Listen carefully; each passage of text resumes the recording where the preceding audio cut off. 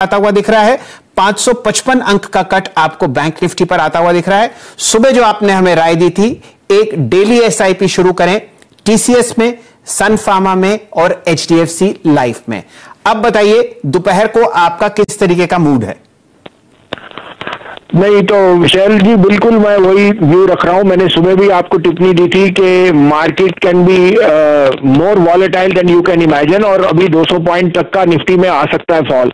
आज हमने पहली बारी लोअर टॉप लोअर बॉटम जो टेक्निकली है, बट ऑल्सो ग्लोबल क्यूज हैं, foreigners will be selling because of collateral and so on, but this is an opportunity. ये हफ्ता 10 दिन रहेगा, इस 10 दिन में जो आप इकट्ठा कर सकते हैं वो अच्छा है। और फॉलिंग प्राइसेस सबको चाहिए थी, लेकिन अब घबराहट इसलिए आती है क्योंकि correction will always be painful.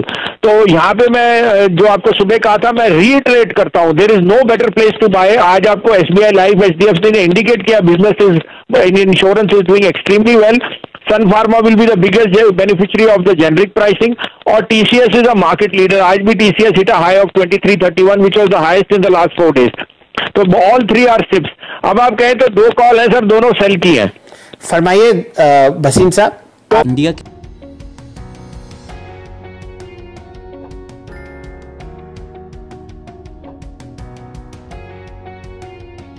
पहला सेल है सर, पहला मेटल्स का प्रॉक्सी है Hindalco sell. Hindalco 189 to 191, stop loss 195, target 178। दूसरा सेल है सर इंडसइंड बैंक 623 से 625, 638 का स्टॉप लॉस, 575 का टारगेट। ओके, यहाँ पे मेरे ख्याल से प्लीज ये सेल है और इसे बाय रिकमेंडेशन पे पोस्ट कर रखा है। डॉक्टर साहब चेंज कर दीजिए प्लीज। आई थिंक भसीन साहब दोनों सेल है ना आपके? प्लीज एक बार सेल है sir, that's a hedge against जो लॉन्ग्स दिए हैं, because technically we are looking weak. जी ओके, टेक्निकली वीक है डॉक्टर साहब, प्लीज प्लेट चेंज कर लीजिए। यहाँ पे हिंडाल्को और साथ ही साथ अगर आप देखें इंडसइंड बैंक, दोनों ही सेल हैं। सर बैंक्स के लिए भसीन साहब एक हल्का सा टेक शेयर कीजिएगा, क्योंकि अब 10 तारीख को फिर सुनवाई होनी है, तब तक ये कहीं ना कहीं तलवार लटकी रहेगी।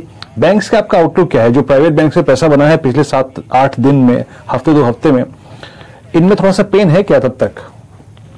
नहीं, पेन तो is more out of rhetoric. ऐसा कोई नहीं आने वाला, ना सुप्रीम कोर्ट इस तरफ है ना उस तरफ है। वो कह रही है आरबीआई जो फैसला करेगा हम उसका प्रिवी है, बट मेरे को लगता है कि ये जो भी अटकली है 10 तारीख तक, और मैं तभी कह रहा हूँ मार्केट में 1 हफ्ते की वॉलेटिलिटी है।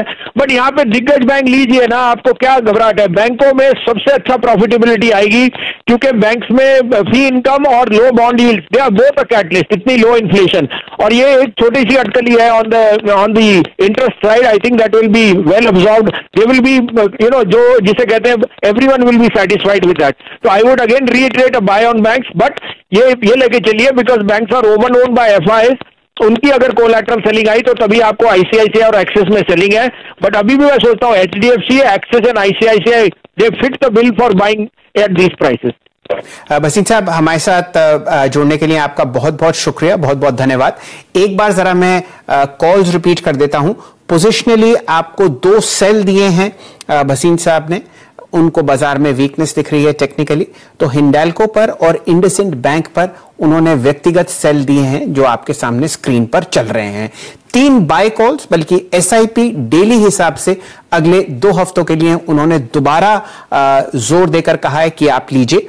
और वो 3 स्टॉक्स हैं टीसीएस, एचडीएफसी लाइफ और खासकर सन फार्मा। तो ये 2 अलग हिस्सों में बटी हुई है उनकी राय। 3 बायज हैं एसआईपी के और 2 सेल्स हैं पोजिशनली हिंडाल्को और खासकर इंडसइंड बैंक। चलिए